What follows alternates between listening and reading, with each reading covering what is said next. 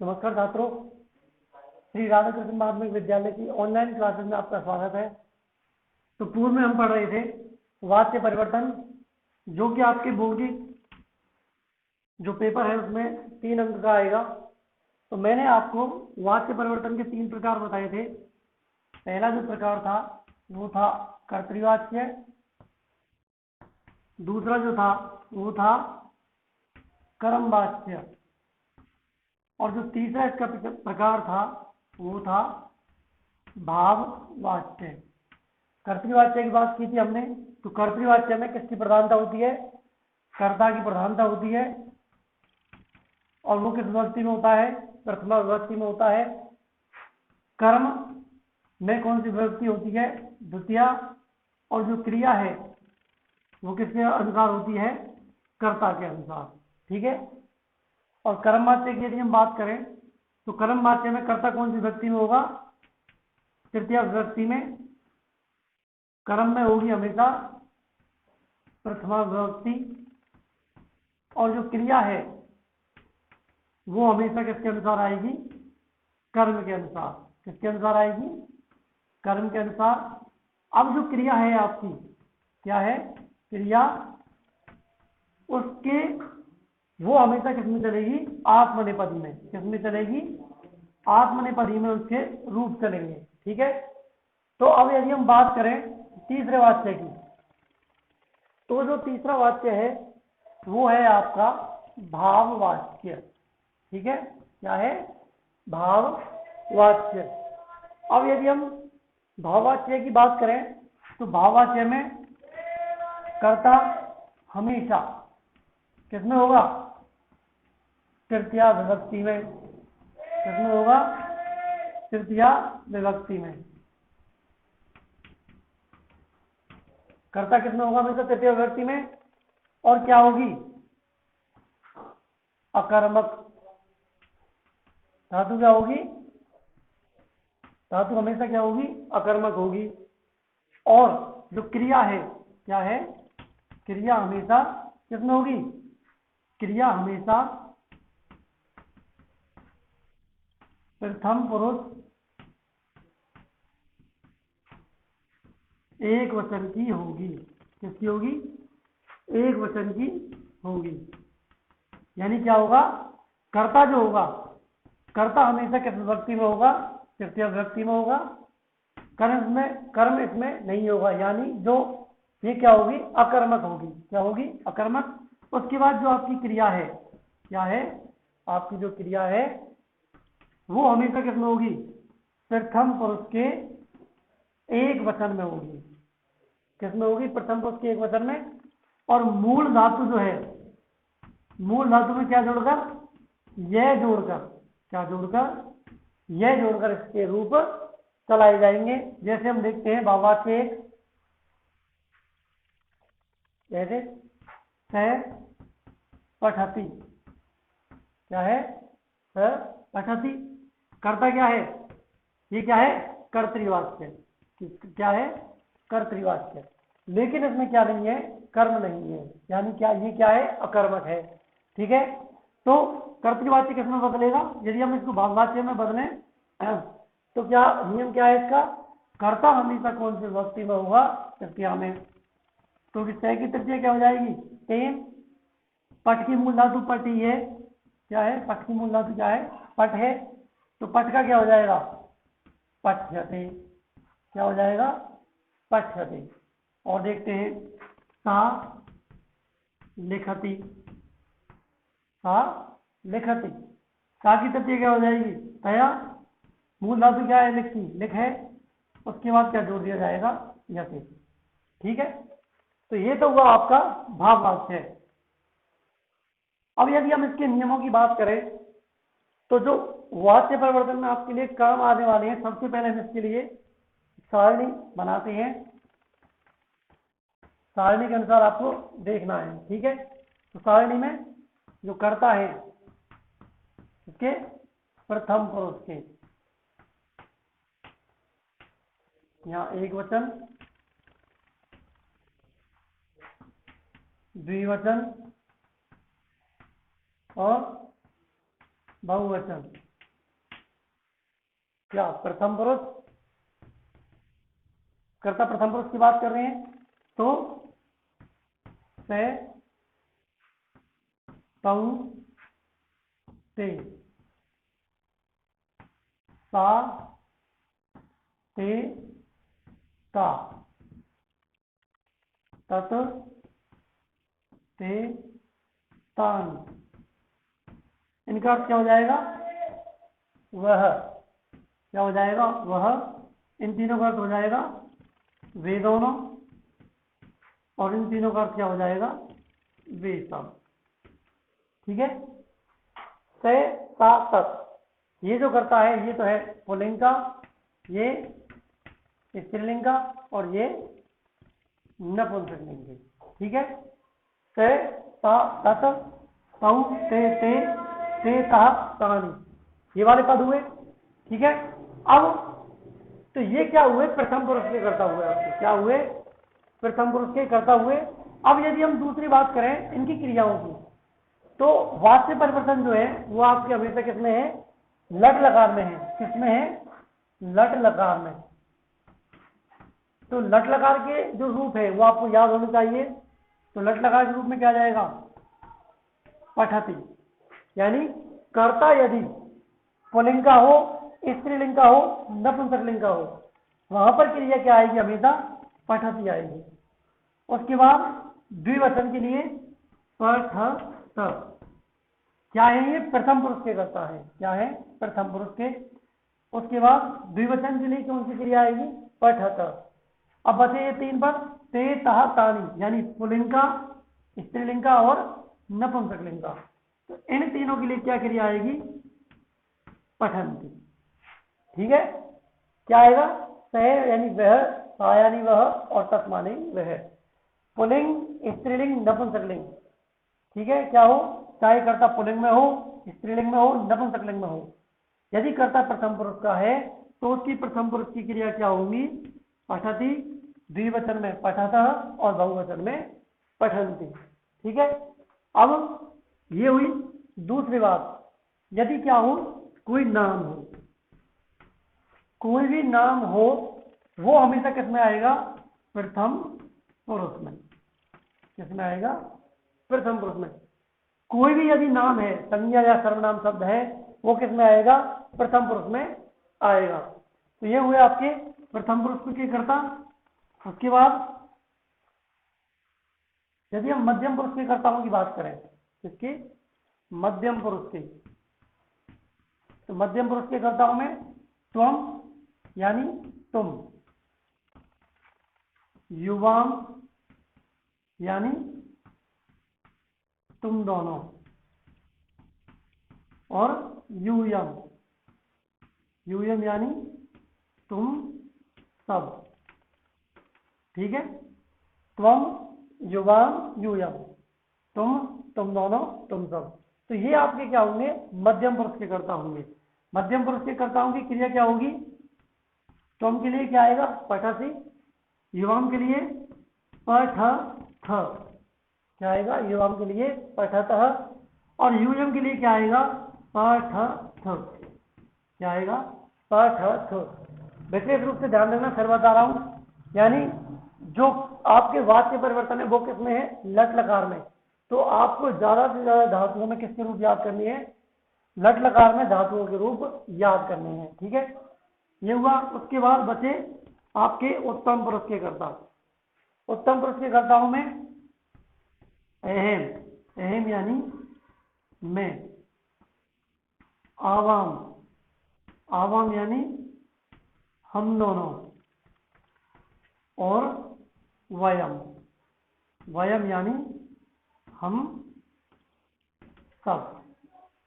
अहम यानी मैं, आवाम यानी हम दोनों, वयम यानी हम सब। ठीक है। तो ये क्या हुए? आपके उत्तम पुरुष के कर्ता हुए। कोई भी नाम है वो सब किस में आएंगे? आपके प्रथम पुरुष में आएंगे। मध्यम पुरुष के कर्ताओं में हमेशा त्वम, युवाम, यूयम रहेगा, और उत्तम पुरुष के कर्ताओं में आपके लिए हमेशा अहम, आवाम, वयम। अब उत्तम पुरुष की क्रिया कौन सी होंगी? तो अहम के संग क्या आएगा? आमी, आवाम के संग आवह, और वयम के संग आमह। अहम के संग आमि, आवाम के संग आवह और वयम के संग आमह। क्या हुए ये हुए आपके प्रथम पुरुष, मध्यम पुरुष और उत्तम पुरुष के कर्ता। जब तक आपसे ये सारणी नहीं आती है तब तक आप वाक्य परिवर्तन नहीं कर सकते, विशेष रूप से ध्यान रखना, ठीक है। तो ये हुई आपकी सारणी। अब यदि हम आगे बात करें तो क्या करेंगे, आत्मनेपद की जो धातु होंगी, आत्मनेपदी की, ठीक है, उसमें जो रूप चलाए जाएंगे आपके, यानी वाक्य परिवर्तन में जो रूप चलेंगे, जैसे मूल रूप चलाते हैं अपन, जैसे लट लकार में दो प्रकार की धातु देखते हैं। देखो, एक तो सेव धातु से रूप चलाते हैं अपन, सेव यानी सेवा करना, ठीक है। तो एक वचन, द्विवचन और यहां पर बहुवचन। यहां प्रथम पुरुष, मध्यम पुरुष और उत्तम पुरुष। तो यहां पर क्या जाएगा, सेवते, सेवेते, सेवन्ते। क्या आएगा, सेवते, सेवेते, सेवन्ते। उसके बाद यहां पर सेवसे, सेवेथे, सेवद्वे। क्या आएगा, सेवते, सेवसे, सेवेथे, सेवद्वे। और अंत में उत्तम पुरुष में क्या आएगी क्रिया, सेवे, सेवा वहे और सेवा महे, ठीक है। ये तो क्या है, आत्मनेपद की धातु है। क्या है, आत्मनेपदी की धातु है सेव। तो सेव के रूप कैसे चलेंगे, सेवते, सेवेते, सेवन्ते, सेवते, सेवेते, सेवद्वे, सेवे, सेवा वहे, सेवा वहे। ऐसे ही अपन यदि याच के रूप चलाते हैं, याच यानी मांगना, तो याच के कैसे चलेंगे, याचते, याचेते, याचन्ते, याचसे, याचेथे, याचत्वे, याचद्वे, याचे, याचावहे, याचामहे। यानी कोई भी आत्मनेपद की जो धातु है उसके यदि रूप चलाने हो तो कैसे चलेंगे, ऐसे चलेंगे। अब हम बात करते हैं परस्मैपदी की धातु है, जो है क्या है, परस्मैपदी की धातु लट लकार में। यहां पर वही एक वचन, द्विवचन और बहुवचन। तो यहां पर क्या आएगा, पट धातु में अपन रूप चलाते हैं सबसे पहले लट लकार में, ठीक है। वाच्य परिवर्तन फिर बता रहा हूं आपको किसमें है, वाच्य परिवर्तन आपके किसमें है, लट लकार में है। तो लट लकार की जो धातु है उनमें ही आपको रूप चलाने हैं। तो यहां पर क्या आएगा, पठति, पठत और यहां पर पठन्ति, पठति, पठतः, पठन्ति। यहां पर क्या आएगा, पठसि, पठथः, यहां पर पठथ, पठसि, पठतः, पठत। उसके बाद पठामि, पठावह और पठामह, पठति, पठतः, पठन्ति, पठसि, पठतः, पठत, पठामि, पठावह, पठामः, ठीक है। ये क्या हुए आपके लट लकार की क्रियाएं हुई आपकी। उसके बाद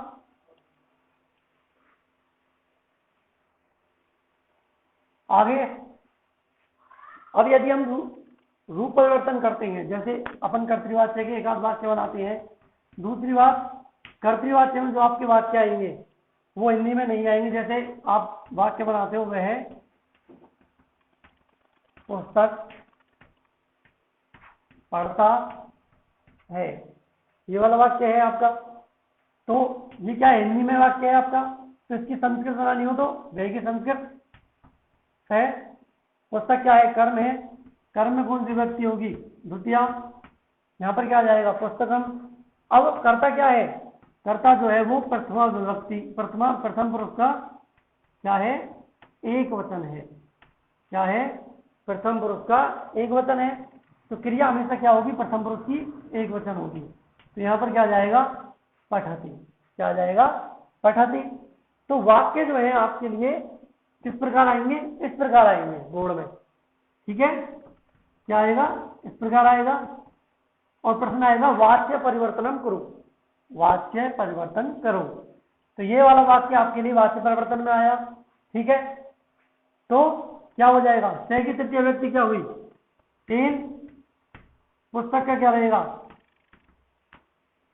पुस्तक नपुंसकलिंग का पद है, इसलिए यहां पर भी क्या रहेगा, पुस्तकम। और पठति का क्या हो जाएगा, पठ्यते। क्या हो जाएगा, पठ्यते। किसमें रूप चलाए जाएंगे, आपके आत्मनेपदी में रूप चलाए जाएंगे। लेकिन उससे पहले आपको विभक्तियों का ज्ञान होना चाहिए। जैसे अब मैं आपको बता दूं, जैसे रूप लिख सकते हो आप, ते, तऊ, ते, तम, तऊ, ताम,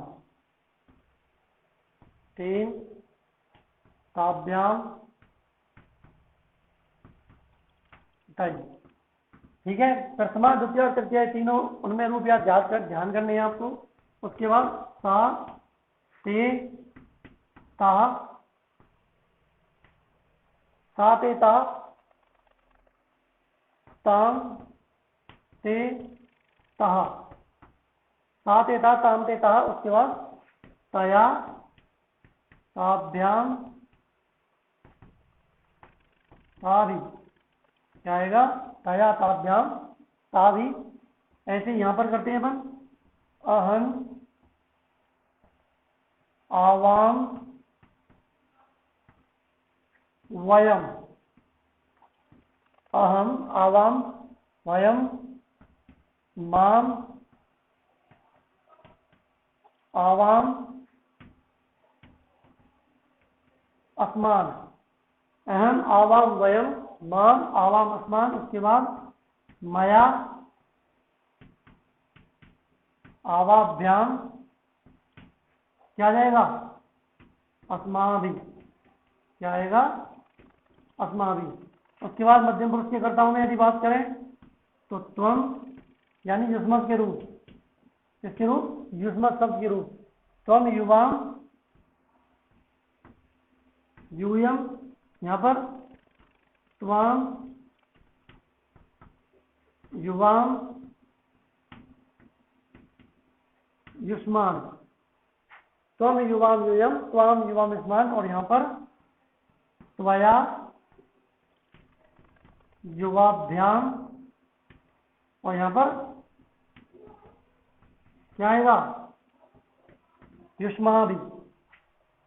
सत्शब्द के रूप है, तय तम ते, तम तव तान, तेन ताभ्याम तई, सा ते ता, ताम ते तहा, तया ताभ्याम ताभि। उसके बाद अस्मत् शब्द के रूपों में अहम, आवाम, वयम, माम, आवाम, अस्मान, मया, आवाभ्याम, अस्माभि। इसी प्रकार युष्मत शब्द के रूप और लिखते हैं अपन। जैसे राम शब्द के रूप लिखने हो आपको, तो यहाँ पर रामः, रामहु, रामः, रामम, रामौ, रामान। यहाँ पर रामेण, रामाभ्याम। यहाँ पर क्या आ जाएगा, रामई।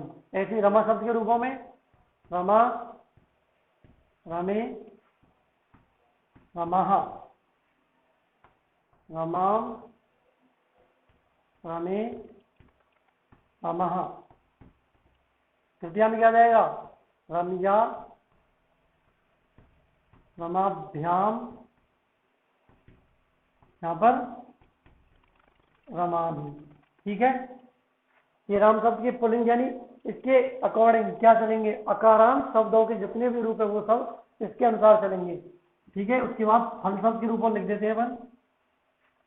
फल शब्द के रूपों में फलम, फले, फलानी।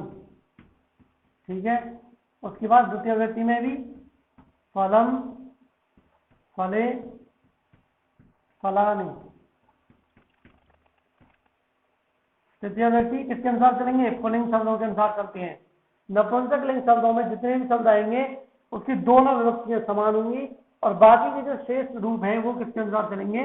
पुल्लिंग के अनुसार। फलेन फलाभ्याम क्या आएगा? फलाई। ठीक है, फलेन फलाभ्याम फलाई। तो ये हुए आपके रूप। और आप अपनी पुस्तक में रूप याद कर सकते हो, 9th बुक में दिए हुए हैं आपको।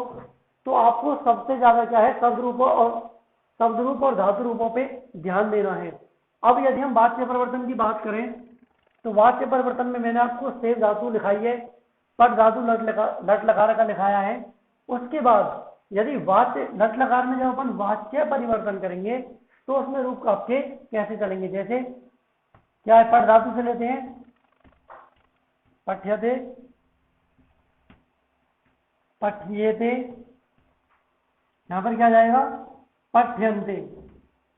ठीक है, मूल धातु के बाद क्या जुड़ेगा? ये क्या जुड़ेगा? यह जुड़ेगा। उसके बाद पठ्यसे, पठ्येथे, यहां पर पठ्यद्वे क्या आएगा? पठ्यद्वे। उसके बाद यदि यहां पठ्ये, पठ्यावहे और पठ्यामहे, ये आ जाएगा आपका प्रथम पुरुष के कर्ताओं में, ये आएगा आपकी मध्यम पुरुष के में और ये उत्तम पुरुष की क्रियाओं में। ठीक है, ध्यान रखना वाच्य परिवर्तन में हमेशा जो क्रिया होंगी, कौन सी क्रियाएं? ये जो क्रियाएं हैं वाच्य परिवर्तन करने के लिए आपको विशेष रूप से इसमें कोई भी धातु सही उसमें अंत में क्या जोड़ना है? यते, येते, यन्ते, यसे, येथे, यद्वे, ये, यावहे, यामहे। मूल धातु के बाद क्या जुड़ जाएगा? यह जुड़ जाएगा। उसके बाद क्या बचा? अब अपन बात करें तो नियमों की, तो वाच्य परिवर्तन की विधि के जो नियम है वो किस प्रकार होंगे? तो वाच्य परिवर्तन की विधि, वाच्य परिवर्तन की क्या होगी? विधि। इनमें आपको 10 नियम याद करने हैं, बस, ज्यादा नहीं है। ठीक है, तो यदि पहला नियम की यदि हम बात करें तो सिंपल है वो, तो क्या? जैसे पहले अपन तीनों वाच्यों की बात करते हैं तो कर्तृवाच्य में क्या होगा? कर्ता किसमें? तृतीया विभक्ति में। कर्म में कौन सी विभक्ति? कर्म में द्वितीया विभक्ति। कौन सी विभक्ति? द्वितीया विभक्ति प्लस क्या होगा? कर्ता में तृतीय, कर्ता हमेशा कौन सी विभक्ति में आएगा? सॉरी, प्रथमा विभक्ति में। कर्तृवाच्य में कर्ता प्रथमा विभक्ति में, कर्म द्वितीय विभक्ति में, और जो क्रिया होगी वो किसके अनुसार आएगी? कर्ता के अनुसार। ठीक है, किसके अनुसार आएगी? कर्ता के अनुसार। कर्तृवाच्य में कर्ता में प्रथमा विभक्ति, कर्म में द्वितीया और क्रिया कर्ता के अनुसार। उसके बाद यदि हम कर्म वाच्य की बात करें, किसकी? कर्म वाच्य की यदि बात करें तो कर्ता कौन सी विभक्ति में होगा? कर्म वाच्य में किसकी प्रधानता होती है? कर्म की प्रधानता होती है। कर्ता हमेशा तृतीया विभक्ति में, कर्म में हमेशा कौन सी विभक्ति? प्रथमा। कौन सी विभक्ति चलेगी? प्रथमा विभक्ति। कर्ता में तृतीया, कर्म में प्रथमा। अब क्या बची? क्रिया। क्रिया किसके अनुसार आएगी? कर्म के अनुसार। कर्म के अनुसार। दूसरी बात क्या आएगा? मूल धातु के बाद यह जोड़कर, मूल धातु के बाद यह जोड़कर क्या? आत्मनेपद में, आत्मनेपदी में क्या चलाए जाते हैं? रूप चलाए जाते हैं। ये क्या है? कर्म वाच्य है। और दूसरी बात यहां पर क्रिया क्या होगी? सकर्मक होगी, कर्म से युक्त होगी। ठीक है, उसके बाद यदि हम किसकी बात करें? भाववाच्य की, तो भाववाच्य में क्या होगा? कर्ता कौन सी विभक्ति में होगा? हमेशा तृतीया विभक्ति में। कर्ता में हमेशा कौन सी विभक्ति होगी? तृतीया। और दूसरी बात इसमें क्या नहीं होगा? कर्म होगा नहीं। भाववाच्य में कभी भी कर्म नहीं होगा। ध्यान रखना, भाववाच्य में कभी भी कर्म नहीं होगा। तो कर्ता में कौन सी व्यक्ति हुई? तृतीया हुई। उसके बाद क्या बची? क्रिया। क्रिया क्या आएगी? कर्तृवाच्य में हम पढ़ रहे थे कि कर्ता जिस पुरुष तथा वचन में होगा, क्रिया भी उस पुरुष तथा वचन में होगी। उसके बाद कर्म वाच्य में हमने पढ़ा कि कर्ता में तृतीया, कर्म में प्रथमा। ठीक है, और क्रिया किसके अनुसार थी? कर्म के अनुसार थी। लेकिन यहां पर ऐसा नहीं होगा। यहां पर क्या होगा? यहां पर कर्ता तो तृतीया विभक्ति में होगा हमेशा, ठीक है, लेकिन क्रिया हमेशा क्या होगी? प्रथम पुरुष की क्या होगी? एक वचन। हमेशा क्रिया प्रथम पुरुष की एक वचन होगी। ठीक है, क्या होगी? कर्ता हमेशा तृतीय विभक्ति में होगा, क्रिया हमेशा प्रथम पुरुष के एक वचन में होगी। और इसमें क्या हो जाएगा? मूल धातु के बाद यह जोड़कर, मूल धातु के बाद क्या जोड़कर? यह जोड़कर रूप चलाते हैं। इसमें भी क्या होगा? मूल धातु के बाद यह जोड़कर रूप चलाए जाएंगे। ठीक है, दोबारा समझ लो। कर्तृवाच्य में कर्ता प्रथमा में, कर्म में द्वितीया, क्रिया कर्ता के अनुसार। कर्म वाच्य में कर्म प्रधान है, इसलिए कर्ता में तृतीया, कर्म में प्रथमा और क्रिया कर्म के अनुसार। और मूल धातु के बाद यह जोड़कर आत्मनेपदी में रूप चलाए जाते हैं। उसके बाद यदि हम भाववाच्य की बात करें तो भाववाच्य में कर्ता हमेशा तृतीया विभक्ति में, क्रिया किसके अनुसार? प्रथम पुरुष के एक वचन में। किसमें आएगी? प्रथम पुरुष के एक वचन में आएगी। और मूल धातु के बाद क्या जोड़कर? यह जोड़कर इसमें भी रूप चलाए जाएंगे। जैसे मैं आपको बता दूं, जैसे एक वाक्य है, से लिखती, क्या है? से लिखती, ये वाला वाक्य है। अब देखो, ये वाक्य किसका है? कर्तृवाच्य का है। पहचान कैसे करेंगे हम वाक्य की? कि वाक्य में हमें क्या देखना है? यदि कर्ता में क्या हो? प्रथमा, क्या हो? कर्ता प्रथम पुरुष में हो और प्रथमा विभक्ति में हो। कर्ता क्या हो? प्रथम पुरुष में हो और प्रथमा विभक्ति में हो, तो कर्ता हमेशा वाच्य किसका होगा? हमेशा कर्तृवाच्य का होगा। और क्रिया किसके अनुसार होगी? हमेशा कर्ता के अनुसार होगी। क्रिया किसके अनुसार होगी? कर्ता के अनुसार। यदि क्रिया कर्ता के अनुसार है और कर्ता प्रथम पुरुष के एक वचन में है या द्विवचन में है या बहुवचन में है, तो वह क्या कहलाएगा? कर्तृवाच्य कहा जाएगा।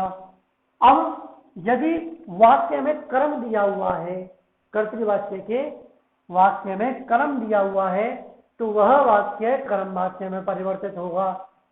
और यदि कर्तृवाच्य के कर्ता में वाक्य में कर्म नहीं दिया हुआ, यानी अकर्मक है, तो वो वाक्य हमेशा किसमें बदलेगा? भाववाच्य में। किसमें बदलेगा? हमेशा भाववाच्य में। तो सह की तृतीया क्या हो जाएगी? सह के रूप बता, मैंने आपको लिखाए थे, सह तऊ ते, तम तऊ तान। सह क्या है? प्रथमा विभक्ति का एक वचन है, तो तृतीय विभक्ति का एक वचन क्या हुआ?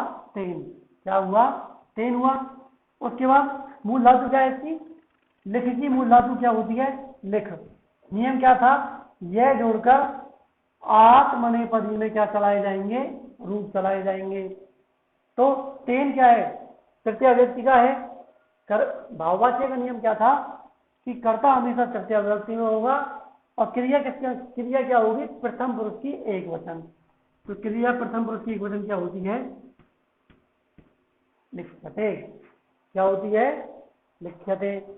उसके बाद यदि हम बात करें कर्तृवाच्य से कर्म वाच्य बनाने की, तो से पुस्तकम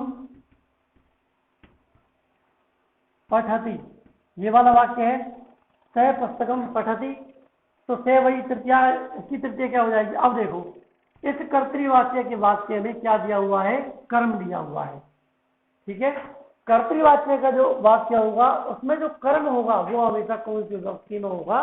द्वितीय विभक्ति में। क्या होगा? द्वितीय विभक्ति में होगा। अब जब कर्म दिया हुआ है तो ये वाक्य किसमें बदलेगा? कर्म वाच्य में। ठीक है, तो कर्म वाच्य का नियम क्या है? कर्ता में क्या हो? तृतीय विभक्ति। ध्यान रखना, यहाँ पर जो विभक्ति का वचन है, जैसे प्रथमा विभक्ति का एक वचन है, तो यहाँ पर भी प्रथमा विभक्ति का एक वचन आएगा। अगर यहाँ प्रथमा का बहुवचन होता तो यहाँ पर बहुवचन आएगा। तो सही तृतीय क्या हुई, तेन। पुस्तक क्या है, नपुंसकलिंग का पद है, उसके दोनों पदों में, दोनों यानी प्रथमा विभक्ति में और द्वितीय विभक्ति में रूप समान चलते हैं। तो पुस्तकम पुस्तके पुस्तकानि और पुस्तकम पुस्तके पुस्तकानि, द्वितीय में भी पुस्तकम है और प्रथमा में भी क्या है, पुस्तकम आएगा। अब देखो कर्म में क्या है, प्रथमा विभक्ति हो गई, क्रिया किसके अनुसार आएगी, कर्म के अनुसार, और मूल धातु के बाद क्या जोड़कर, यह जोड़कर आत्मनेपदी में रूप चलाए जाएंगे। तो पठ की मूल धातु क्या हुई, पठ हुई, क्या जोड़कर, यह जोड़कर, और आत्मनेपदी में यते येते यन्ते, क्या है, प्रथम पुरुष का एक वचन करता हो गया है, तो यहां पर भी क्या हो गया, पठ्यते। ठीक है, उसके बाद आपको विशेष रूप से सारणी का ध्यान रखना है और नियमों को याद रखना है। बाकी आप निरंतर पढ़ते रहें। आज के लिए इतना ही, धन्यवाद।